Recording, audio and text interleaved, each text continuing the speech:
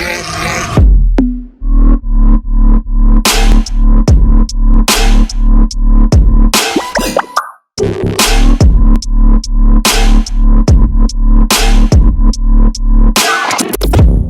can see the passion behind it, because the thing that me and John had the conversation about is FFL is really good at sales training, but where FFL is lacking is the psychology behind what we're selling. And we do push products versus pushing solutions. And so that's why we wanted to bring John on here today, because what I heard was like, man, everybody needs to hear this. But I think some easy things that you guys can identify as digging a little bit deeper when you're asking certain questions is like when you meet with somebody, say it's final expense, and they don't have any coverage right now. A great question to ask them is, hey, John, right now you obviously don't have any coverage in place. What does it look like if you died yesterday? Oh, it would be bad.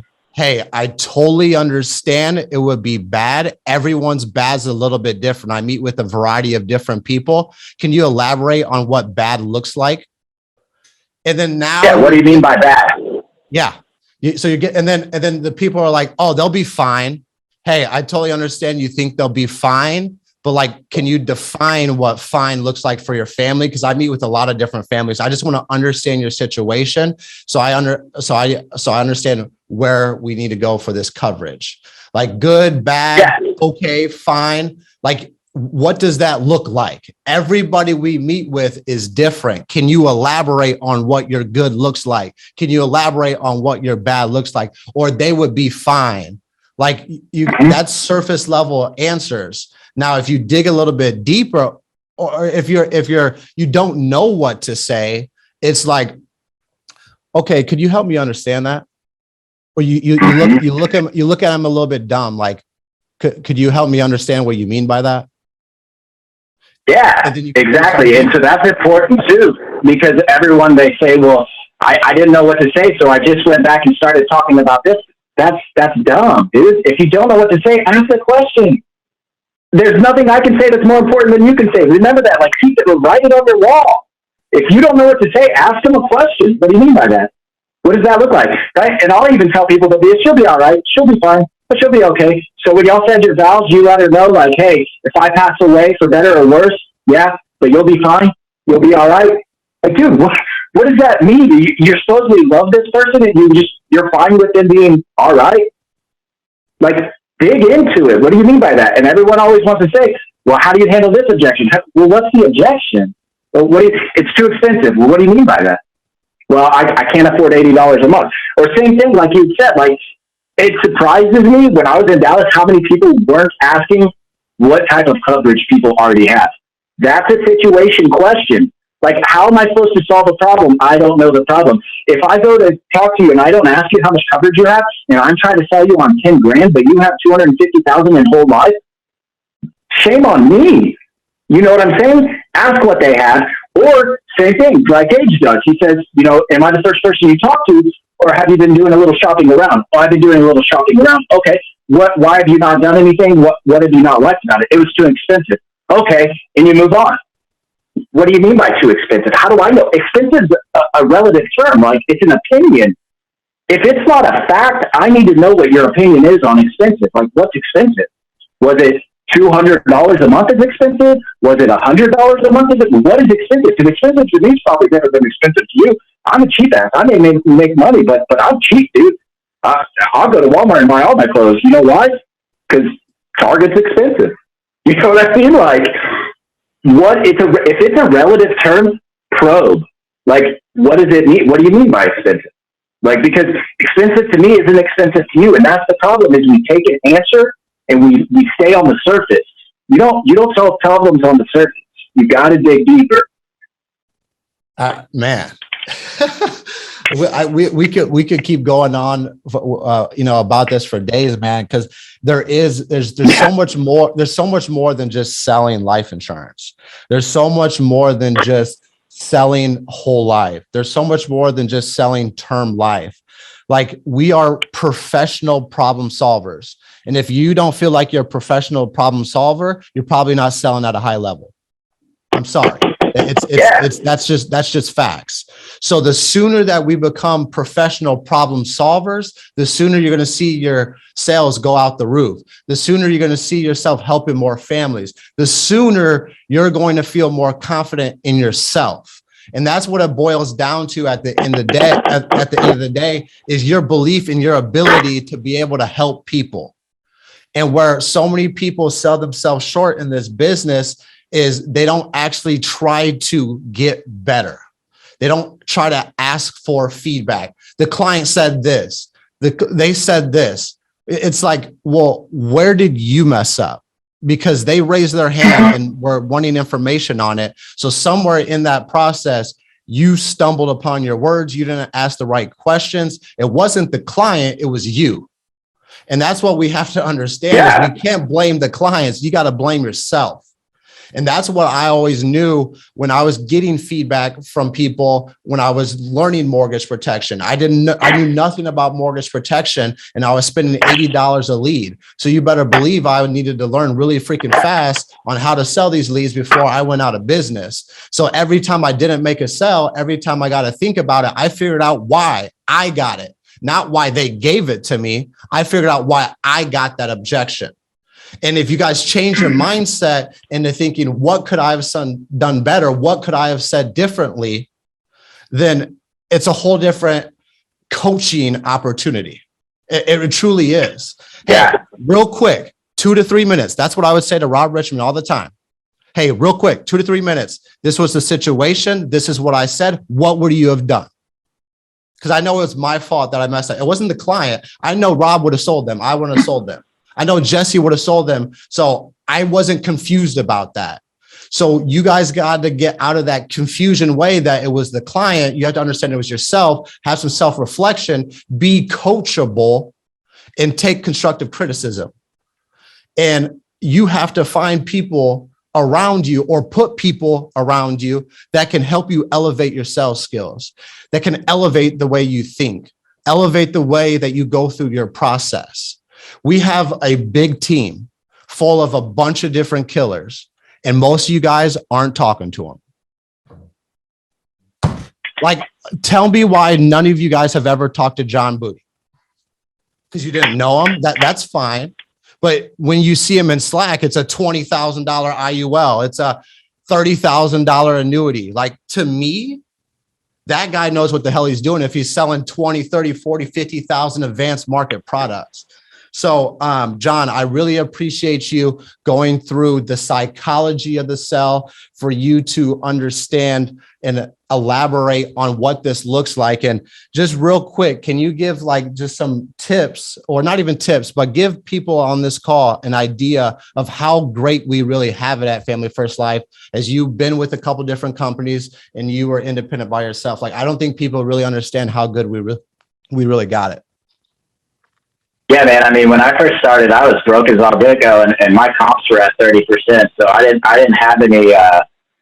Not only could I not find leads, but I couldn't afford them. Right. So I went cold door knock. Like, you guys are upset about door knocking leads. I'd rather door knock a lead than call them. I'll tell you that. But you know what? I would literally go online, and there was a website called Rich Block Floor Block, and I'd go and find the medium income of certain, and I'd find anywhere from 45 to 80,000.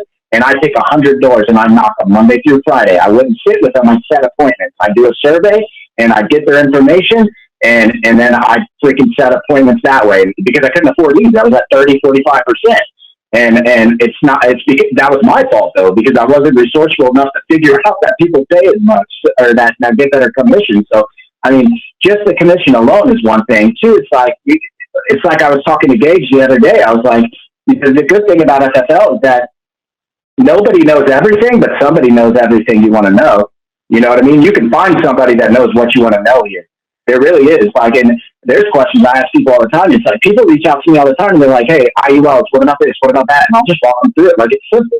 What we do is extremely simple. We complicate it for one of two reasons, man. We either complicate it because it gives us an excuse to fail, or because we want a reason to brag when we succeed. Like, that's all it is. We are so simple. There's nothing difficult about our job, but we want an excuse to fail. That's why we make it difficult. Or we want a reason to brag, right, when we succeed. So it's like, we're selfish people, and that's the thing. Like, FFL is golden. And here's the thing, right? I get it. FFL is amazing. If you're going to succeed, you're going to succeed anywhere. That's the thing. The only thing is it's a lot easier to succeed here than other places. You know what I mean? Because you have that backbone and everyone's so willing to help.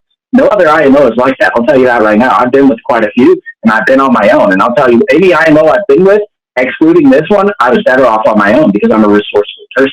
Like this, you got this golden opportunity. I've been in the business for 5 years. I just came in like 6 months ago. I wouldn't be here if I didn't think it was the best opportunity. Bottom line. No, I appreciate you sharing that, man, because obviously this is a lot of people's first landing spot. And, being here for 2.5 years and learning about the different companies and what you could start at and the obstacles that you overcome. Like, I really feel blessed and grateful for landing this as my first true, business partnership with a Family First Life to build a business with. And I want to make something very clear here, guys. Get the excuse of, I don't want to bother them, the hell out of your head. You got to get rid of that.